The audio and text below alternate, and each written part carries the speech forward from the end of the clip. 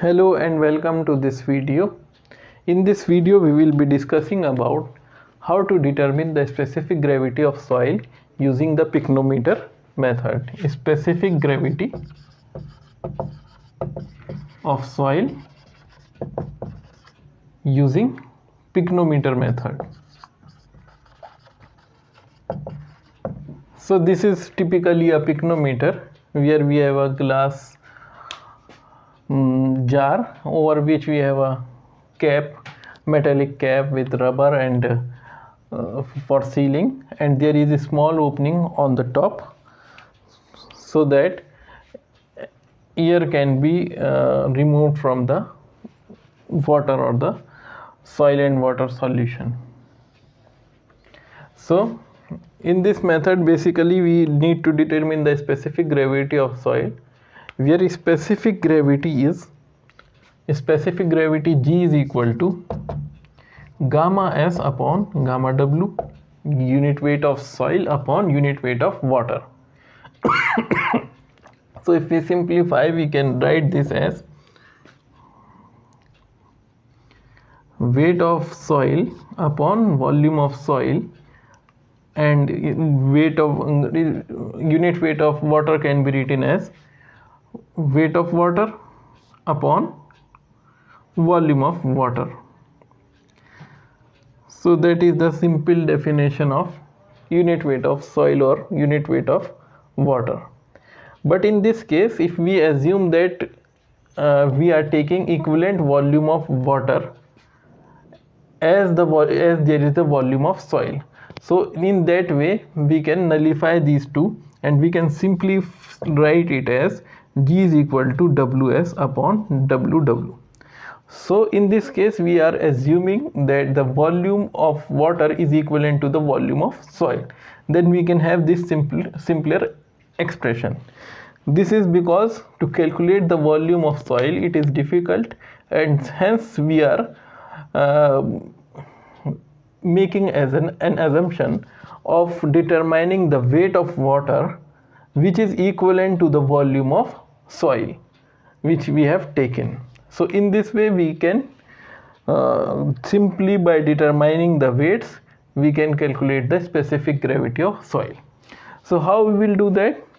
So first we will take the weight of empty pycnometer, that will be W1. Then we will put the soil sample into the pycnometer and weight it as W2. Then fill this container, empty space in this container or pycnometer, with water till the top, and make sure by using the glass rod, stir it using the glass rod, that all the air is escaped from this container and there is no air present in this container. And now after weighing it, the combination of water and soil as W3, we will empty the pycnometer, clean it completely, dry it with cloth, and then again put water into the pycnometer. Now this time we are not putting the soil, we will fill the pycnometer entirely from water, from top to the from bottom to the top. It is completely filled with water, and again the weight is determined. So we have determined 4 weights. First is the weight of empty pycnometer, then the weight of pycnometer plus soil, then the weight of soil plus water plus pycnometer, that is W3, and in the fourth case we have determined the weight of water completely filling the pycnometer. So in this way we have 4 weights. So we can simply say weight of soil will be equal to, if we subtract W2 from W1, if we subtract W2 from W1, then the weight of pycnometer will be cancelled and we will have the weight of soil. So first term we have determined Ws will be equal to W2 minus W1. Now we need to determine Ww. So if we put this like that, W3 minus W4, then what we will get? This is the volume of water above this soil, and here also this is, if we mark this point as, so we have above this point both of them are containing water.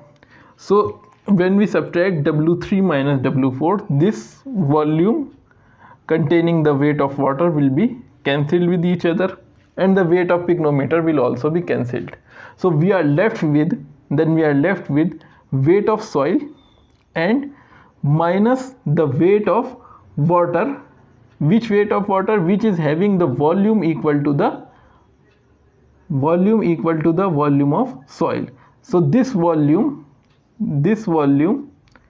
and this volume are equal. So in this way, when we subtract W3 minus W4, we are cancelling all the water above this volume and the weight of picnometer, and finally what we are getting, W3 minus W4 is equal to weight of soil minus weight of water.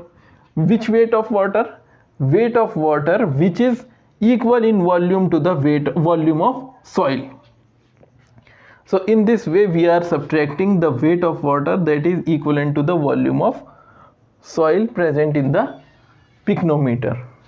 So now we have to determine the weight of water.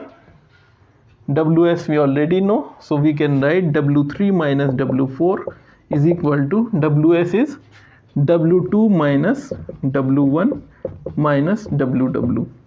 So we can say WW will be equal to, we are bringing this to this side, W2 minus W1 minus W3 minus W4. So in this way we have determined both of them, WW and WS, in terms of weights, that is W1, W2, W3 and W4. From these four weights we can directly calculate the specific gravity. So we can write G is equal to Ws, that is W2 minus W1, upon WW. WW is W2 minus W1 minus W3 minus W4. So in this way we can determine the specific gravity of soil without involving any calculation of volume, and hence this specific gravity can be used to directly determine the unit weight of soil. Thank you for watching our video. Please subscribe to the channel, like and share the videos.